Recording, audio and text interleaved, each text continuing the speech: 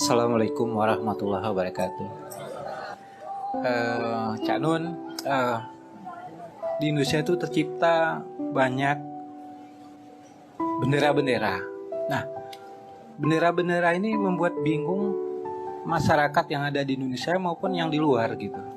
Nah, kenapa dibiarin oleh para cendekiawan, pada para ulama atau para orang-orang pintar lah, sehingga kacau beliau lah keadaan Indonesia ini. Itulah pertanyaan saya. Ini saya ngecek cara berpikir Anda ya. Banyak bendera-bendera bikin kita semua bingung, nasional maupun internasional. Terus Anda bilang, kenapa dibiarkan oleh para cerdik pandai? Lah kok cerdik pandai yang Anda tagih? Nah kalau makanya sekarang gini, kita belajar bareng ya. Ngerti bedanya Nabi sama Rasul? Apa bedanya? Kalau Nabi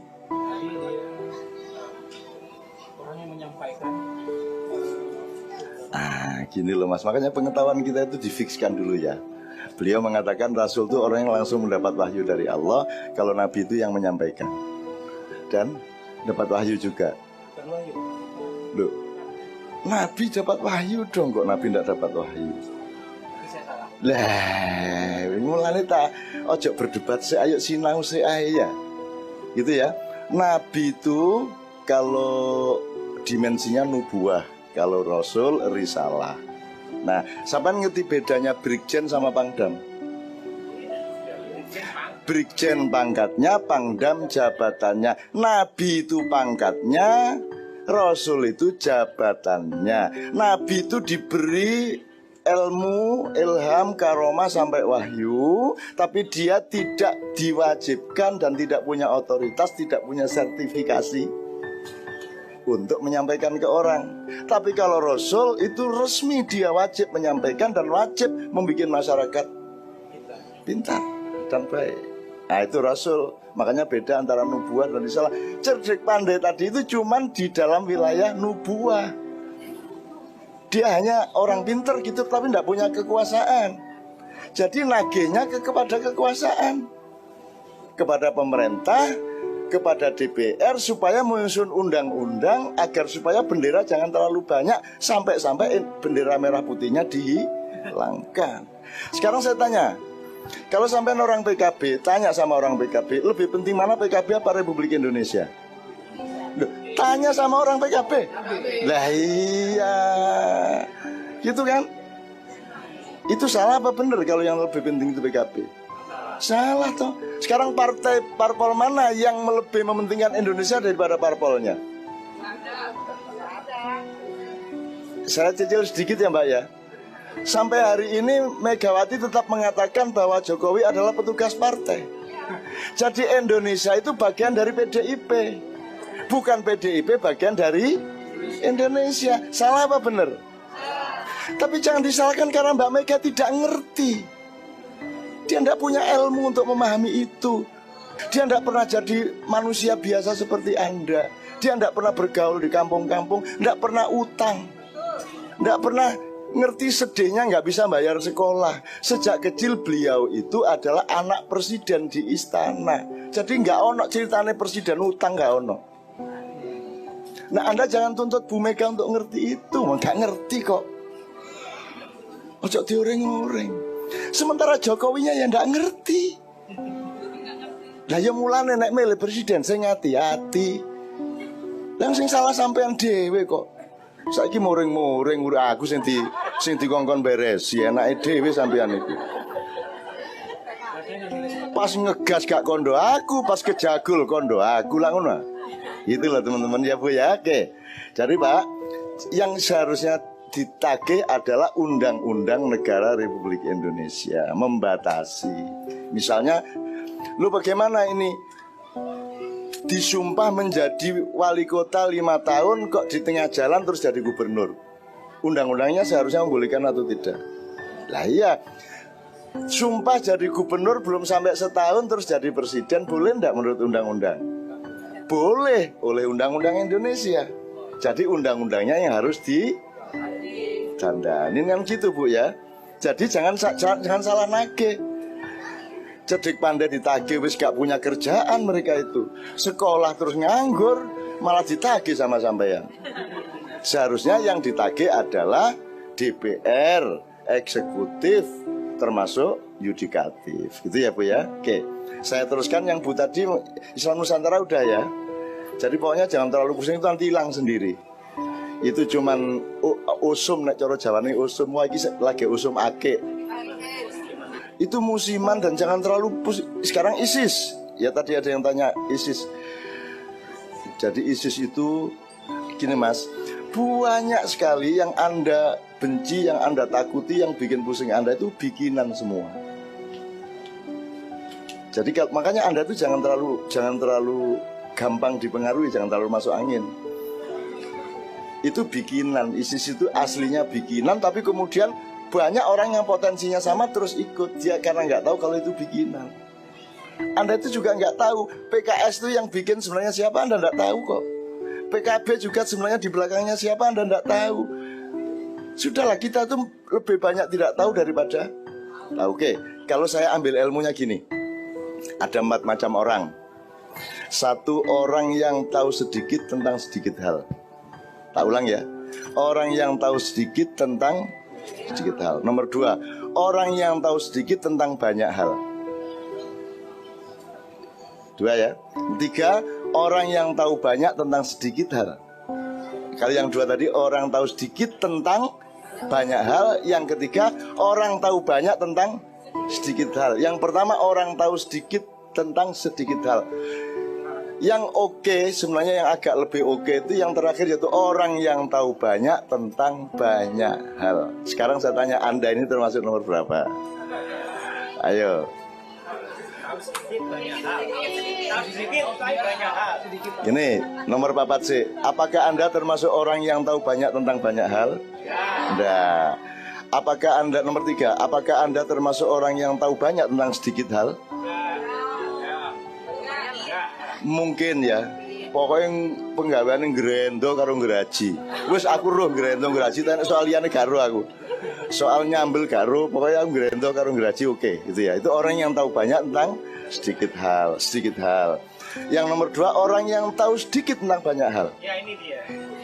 Ini ngerti dikit, itu ngerti dikit. Akhirnya nggak dapat kerjaan karena masing-masing dia hanya tahu sedikit. Masa bisa sekedarnya? Ya toh, bikin bangunan bisa sedikit. Ya toh, apa? Ustadz bisa sedikit. Kira-kira jadi apa Anda? Nggak ada yang terima Anda. Loh, semua bisa dikit-dikit dong. Jadi agak mending orang yang tahu banyak tentang sedikit hal daripada orang yang tahu sedikit tentang banyak hal. Nanti tidak dapat kerjaan sampean. Ya toh? Neliko apa? Menatu dikit-dikit bisa. Lihat, jangan dikit-dikit, kalau menatu harus bisa menatu beneran. Kan itu. Nah, yang pertama adalah naudzubillah min dzalik, jangan sampai Anda menjadi orang yang tahu sedikit tentang sedikit hal. Jadi kikis angeli. Garapi-rapi ini caranya. Gitu ya. Oke. Oke, ini sambil belok ke sini karena jangan ada peristiwa, jangan ada pengetahuan yang tidak Anda teteskan ilmu dan pemahamannya. Gitu ya. Setiap peristiwa yang Anda alami harus memberi ilmu dan hikmah kepada Anda. Kalau tidak, sia-sia Anda mengalaminya. Wis kadung stres, wis kadung pusing, kalau ilmu. Kan gitu kan? Maka kalau Anda pedoman seperti itu, kaya miskin tetap bermanfaat. Susah seneng tetap bermanfaat. Kan itu. Nah, ISIS, kalau Anda belajar sejarah ISIS, Al-Qaeda dan lain sebagainya, termasuk Indonesia itu bukan bikinan Anda. Kalau tidak ada Belanda datang, Portugis datang, tidak ada Indonesia. Sing ono Mataram, Mojopahit, gitu, Kesultanan Ternate, kan itu kan, Kesultanan, terus Kerajaan Klungkung, Denpasar, Kutai, gitu. Tidak ada Indonesia. Jadi sekarang mau bagaimana? Artinya penjajahan itu memberi hikmah, membuat kita semua bersatu. Jadi Anda juga jangan benci kepada musuhmu, karena musuhmu itu bisa mempersatukan kamu. Di dalam teori sejarah dan ilmu sosial, gitu ya. Maka jangan seneng bermusuhan. Nanti musuh itu dikasih-kasih sama Allah kok. Tenang aja. Wong kita tuh udah tidur dimusuhi ya ono kok. Kene iki wis turu gak lapo-lapo. Dimusuhi, gitu loh. Kayak saya ini kan tidak jelas. NU bukan, Muhammadiyah bukan, ya toh? Apa? Kiai ya bukan, tidak mau juga. Ustadz apalagi, Gus ya duduk. Intelektual enggak sekolah. Seniman itu apa? Kewan tekon di seniman itu gak jelas. Jadi saya ini bukan siapa-siapa. Maka saya bisa disalahkan oleh semua. Yang kiai nuduh saya seniman, yang seniman nuduh saya kiai lah. Susah aku toh. Jadi tidak bisa hidup di kedua-duanya. Yang Kristen nuduh saya Islam, yang Islam nuduh saya Kristen, kan susah kan saya. Tapi saya senang dalam kesusahan itu. Maka aku kesepian. Dan di dalam kesepian itu aku bisa melihat wanita secara jernih. Akhirnya aku pilih Novia kalau menjeng tadi. Ngono aja. Ojo susah-susah Pak urip sampean ya, Bung nggih. Ayo kita, semua itu nikmat, semua itu rahmat. Kalau Anda menemukannya. Sambil jawab ini nanti akan saya teruskan ya. Saya akan tarik garis ke ilmu-ilmu semua. Misalnya Anda mendapatkan kesulitan. Dalam Islam kalau ada kesulitan apa ayatnya? Inna ma'al usri yusra. Oke. Artinya apa Mbak? Sesungguhnya sesudah kesulitan ada kemudahan. Nah ini siapa dulu kiai yang ngajarimu? Gak, itu Lutfi. Lutfi gak ngunu. Lutfi belum mengalami kesulitan karena belum berumah tangga. Nanti kalau dia mulai kawin dia baru tahu hidup yang sebenarnya. Kan gitu kan? Oke. Sesungguhnya sesudah kesulitan ada kemudahan. Ini ada kekeliruan berabad-abad. Tidak pernah Allah ngomong begitu. Ayo, iya ayo. Mau nggak dibongkar? Itu kalimatnya inna ma'al usri yusra. Fa inna ma'al usri yusra. Kalau terjemahnya sesudah kesulitan ada kemudian, bahasa Arabnya inna ba'dal usri yusra. Itu bukan ba'da. Ba'da itu kan bodoh, sesudah. Itu bunyinya ma'a, bersamaan, bareng. Bersamaan dengan kesulitan ada kemudahan. Sudah ada kemudahannya. Maka Allah kasih kita akal supaya mencari kemudahannya apa. Jadi jangan disangka sesudah, tapi wes ono sudah ada. Gitu loh. Ya, itu contoh aja. Oke, jelas ya Mbak ya. Jadi itu kan lebih tenang toh sudah ada nih, cuman kita harus cari ini aja ditolak. Jangan mengeluh-mengeluh. Saya contohkan yang kecil-kecil ya. Sampean pernah lihat YouTube acara saya yang banyak orang? Ya. Itu kan butuh lighting, cahaya. Dan itu harus nyewa. Butuh sound system, harus kalau ada 10.000 orang kan soundnya harus gede mahal. Itu jangan nyewa. Terus butuh lampu toh. Oke. Sekarang kalau terus listrik mati, biar nek listrik mati, kira-kira acaranya terus apa batal? Nah saya tidak pernah membatalkan acara. Mati lampu saya pernah mengalami di Blora, Wonogiri, dan Pabelan. Saya tidak berhenti. Saya tidak mau menyimpulkan bahwa matinya listrik adalah kesulitan. Saya menyimpulkan langsung bahwa matinya listrik itu kenikmatan. Gitu saya. Cara hidup saya kayak gitu. Maka Allah seneng sama saya. Waduh lumayan arek iki gak sambat. Malah bersyukur loh. Akhirnya diberi jalan saya. Nah ada rekaman-rekaman bahwa meskipun lampu mati, meskipun 10.000 orang saya tidak berhenti. Caranya bagaimana? Saya langsung turun panggung. Kiai Kanjeng turun panggung. Gitar ndak bunyi, bass ndak bunyi, tapi kan terbang lak muni. Buang terus pak. Sholli wa salim ta iman ala Ahmad. Wes, mulai itu tak, habis itu jalan acara. Cuman saya harus ke tengah-tengah orang banyak. Suaranya harus ditingkatkan. Sehingga waktu terus karena bengok-bengok terus akhirnya lapar banget. Terus panitia juga ngerti akhirnya dikai double pakanannya. Tuh contohnya. Sekarang saya tanya, kalau soundnya beres, kan orang tidak perlu mendengarkan, dia cukup mendengar. Ngerti bedanya mendengarkan sama mendengar? Mendengarkan sama mendengar. Nek listrik beres, sound beres, ngene sampean. Ya toh? Toh sudah dengar, toh sudah terdengar. Tapi begitu listrik mati, stand saya teriak terus ngene sampean. Saya tanya, lebih bagus mana posisi mental ngene sama gini? Lebih bagus yang kedua. Artinya lebih bagus mana? Mati lampu atau listrik hidup? Mati lampu. Cuman terus jangan disimpulkan, ayo kita bikin acara nggak usah lampu. Ya, nggak usah gitu. Tapi setiap momentum dan kejadian itu pasti ada kenikmatannya sendiri-sendiri. Jadi nomor satu, Bu, Bapak, jangan berbuat baik kecuali engkau menemukan kenikmatan dalam perbuatan baik itu. Anda itu berbuat baik tapi mengeluh, sholat tapi abot, gitu kan? Poso tapi sambat aja. Karena Anda tidak menemukan kenikmatannya. Sekarang saya kasih tahu takdir Allah. Jangankan berbuat baik, kesulitan hidup saja ada nikmatnya. Loh, kalau Anda cari kenikmatan hidup, cari rahmat, dimanapun ada rahmat Allah gitu ya. Kalau Anda mengalami apa, cari rahmatnya. Nanti Anda akan merasakan kekuatan, kuat dan nikmat. Benar itu. Cuma jangan cari-cari kesulitan. Jangan terus nabrak-nabrak jadi ditangkap polisi gitu kan. Gitu ya Bu ya.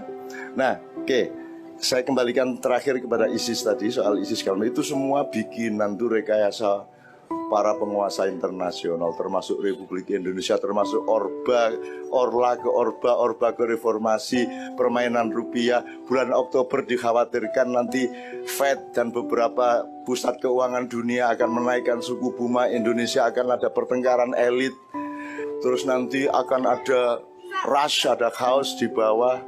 Terus nanti akan ada banjir darah di bulan Januari. Ono sing ngomong ngono.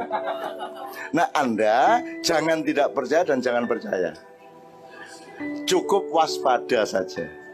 Kalau Anda percaya, salah. Tapi kalau Anda tidak percaya juga rugi.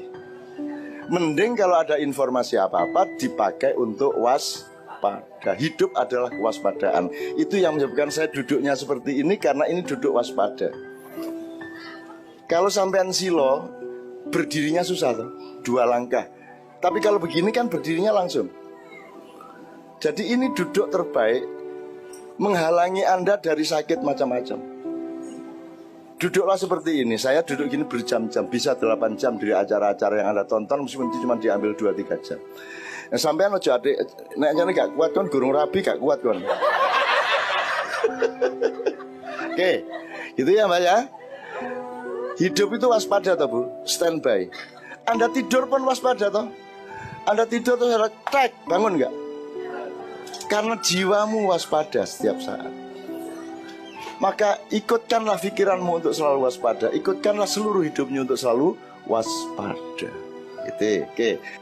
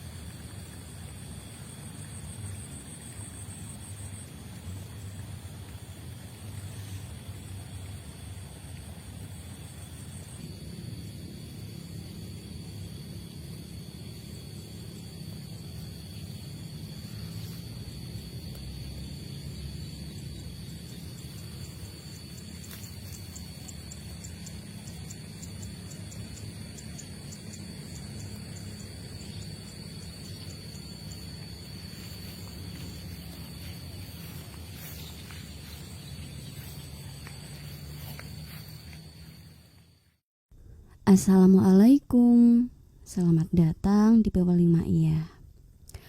Berikut ini adalah kutipan video Sinau Bareng tahun 2015. Dan inti dari kutipan video Sinau Bareng ini, sebatas yang dapat kami tangkap adalah Mbah Nun menjawab pertanyaan dari setiap masing-masing penanya.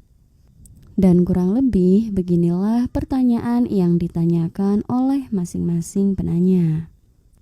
Jadi pertanyaan yang ditanyakan oleh penanya pertama adalah perihal Islam Nusantara, dan selanjutnya pertanyaan dari penanya yang kedua begini.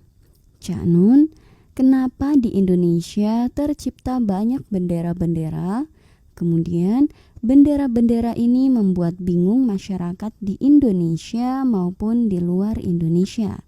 Dan kenapa dibiarkan oleh para cerdik pandai atau para cendekiawan, para ulama atau para orang-orang pintar, sehingga kacau balaulah keadaan Indonesia ini. Dan kurang lebih beginilah respon atau jawaban yang Mbah Nun tawarkan kepada masing-masing penanya. Pertama-tama, sebelum Mbah Nun menjawab pertanyaan yang ditanyakan oleh penanya yang menanyakan perihal banyak bendera, terlebih dahulu Mbah Nun mengajak untuk mengecek kembali cara berpikirnya penanya. Jadi pertanyaannya dia kan begini. Banyak bendera-bendera bikin kita bingung, nasional maupun internasional. Kemudian penanya bilang begini, kenapa dibiarkan oleh para cerdik pandai? Jadi menurut Mbah Nun, kenapa yang ditagih para cerdik pandai? Jadi menurut Mbah Nun, kenapa yang ditagih para cerdik pandai? Penanya menjawab, karena mereka kan orang pintar yang bisa mendefinisikan. Mbah Nun, oke, sekarang pelan-pelan mari kita belajar bersama-sama. Pertama-tama Mbah Nun bertanya untuk perlahan-lahan dijadikan kerangka jawaban. Apa bedanya Nabi dan Rasul? Penanya menjawab, Rasul itu yang langsung mendapat wahyu dari Allah, sedangkan Nabi orang yang menyampaikan.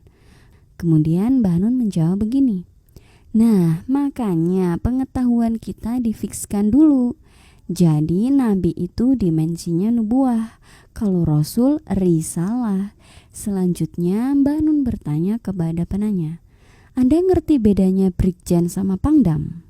Brigjen pangkatnya, Pangdam jabatannya.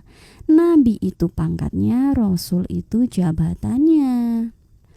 Nabi itu diberi ilmu, ilham, karomah sampai wahyu. Tapi dia tidak diwajibkan, tidak punya otoritas dan tidak punya sertifikasi untuk menyampaikan ke orang. Tapi kalau Rasul itu wajib menyampaikan, wajib membuat masyarakat pintar dan baik. Makanya beda antara nubuah dengan risalah. Nah, cerdik pandai yang penanya tanyakan tadi itu cuman di dalam wilayah nubuah. Jadi, dia hanya orang pintar saja tapi tidak punya otoritas dan kekuasaan. Sehingga seharusnya yang ditagih adalah yang memiliki kekuasaan, yakni orang-orang yang sudah diberi mandat, dibayar, diberi tunjangan dan fasilitas. Alias nagihnya seharusnya bukan kepada cerdik pandai, namun kepada pemerintah, kepada DPR. Suruh mereka membuat undang-undang supaya bendera jangan terlalu banyak, sampai-sampai bendera merah putihnya dihilangkan. Selanjutnya, Mbah Nun ngendiko yang intinya begini. Kalau Anda orang PKB atau Anda silakan tanya sendiri kepada orang PKB. Faktanya yang terjadi sekarang adalah lebih penting PKB dari Republik Indonesia. Begitupun juga dengan bendera-bendera yang lainnya. Nyatanya mereka lebih mementingkan bendera-bendera golongannya daripada bendera Indonesia. alias mereka hanya berpura-pura saja dengan dalih bagi kepentingan Indonesia, tapi nyatanya bagi kepentingan golongan mereka. Kurang lebih itu garis besar dari yang Mbah Nun maksud. Pointer selanjutnya, Mbah Nun sedikit memberi gambaran. Jadi contoh dari Mbah Nun begini. Sampai sekarang Megawati masih menganggap Jokowi itu petugas partai. Jadi Indonesia itu bagian dari PDIP, bukan PDIP bagian dari Indonesia. Kemudian Mbah Nun bertanya, salah apa benar begitu itu? Jemaah menjawab, salah. Mbah Nun ngendiko, tapi jangan disalahkan karena Mbak Mega itu tidak ngerti. Dia tidak punya ilmu untuk memahami itu. Dia tidak pernah menjadi manusia biasa seperti Anda. Dia tidak pernah bergaul di kampung-kampung. Dia tidak pernah hutang, tidak pernah ngerti sedihnya, tidak bisa bayar sekolah. Sejak kecil beliau itu adalah anak presiden di istana. Nah, Anda jangan tuntut Bu Mega untuk ngerti itu. Wong beliau tidak ngerti kok. Jadi jangan dimarah-marahi. Sementara Jokowinya juga tidak ngerti. Nah, makanya kalau pilih presiden itu yang hati-hati. Wong yang salah Anda sendiri kok. Kurang lebih begitu yang Mbah Nun ungkapkan. Pointer selanjutnya, Mbah Nun kembali menggarisbawahi jawaban yang beliau tawarkan. Jadi seharusnya yang ditagih itu adalah Undang-Undang Republik Indonesia yang membatasi. Misalnya, loh bagaimana ini? Disumpah 5 tahun kok di tengah jalan ingkar sumpah, kemudian jadi gubernur. Selanjutnya sumpah jadi gubernur belum setahun sudah jadi presiden. Seharusnya undang-undangnya membolehkan apa tidak? Menurut Mbah Nun itu semua boleh menurut Undang-Undang Republik Indonesia. Dan itu hanya sedikit gambaran dari sekian banyak keanehan yang ada. Kurang lebih begitu sedikit contoh yang Mbah Nun kemukakan bahwa yang seharusnya yang ditagih itu adalah undang-undangnya lewat orang-orang yang sudah disumpah, dibayar, diberi tunjangan dan fasilitas untuk menjadi pembantu rakyat. Bukan justru malah cerdik pandai yang ditagih. Wong menurut Mbah Nun, mereka itu sudah sekolah mahal-mahal, habis itu jadi pengangguran karena kurangnya lapangan pekerjaan, kok malah Anda tagih? Kan kasihan. Kemudian, pointer selanjutnya adalah jawaban yang Mbah Nun tawarkan kepada penanya yang menanyakan perihal Islam Nusantara dan ISIS. Dan sebatas yang dapat kami tangkap, kurang lebih beginilah jawaban yang Mbah Nun tawarkan. Soal Islam Nusantara, ISIS, itu menurut Mbah Nun hanya sementara, alias cuman musiman saja. Jadi jangan terlalu pusing, karena itu nanti akan hilang-hilang sendiri. Kalau dalam istilah Jawa itu cuman usuman alias sekedar musiman saja. Kemudian pointer selanjutnya Mbah Nun ngendiko bahwa semua yang Anda benci, yang Anda khawatirkan, yang Anda takuti semua itu hanya bikinan. Oleh karena itu makanya Anda jangan terlalu mudah dipengaruhi dan tidak usah terlalu masuk anginan. Jadi intinya sekarang itu orang sedikit-sedikit disodorkan berita yang bermacam-macam, mudah percaya begitu saja dengan membabi buta. Dan bahkan ikut-ikutan tanpa mengetahui apa sebenarnya di baliknya. Bahkan menurut Mbah Nun, partai-partai itu juga sebenarnya bikinan dan Anda tidak tahu tahu siapa di baliknya sebenarnya dan apa sebenarnya tujuannya, siapa pemilik modalnya, siapa yang membiayainya, dan seterusnya. Jadi Mbah Nun menawarkan agar kita tidak usah terlalu terrepotkan oleh hal-hal yang kita tidak tahu persisnya bagaimana.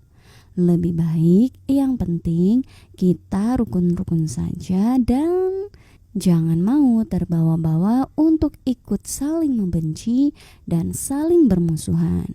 Oleh karena kekisruhan di atas-atas sana yang saling berebut kursi dan jabatan dengan mengatasnamakan demi rakyatlah atau apapun saja.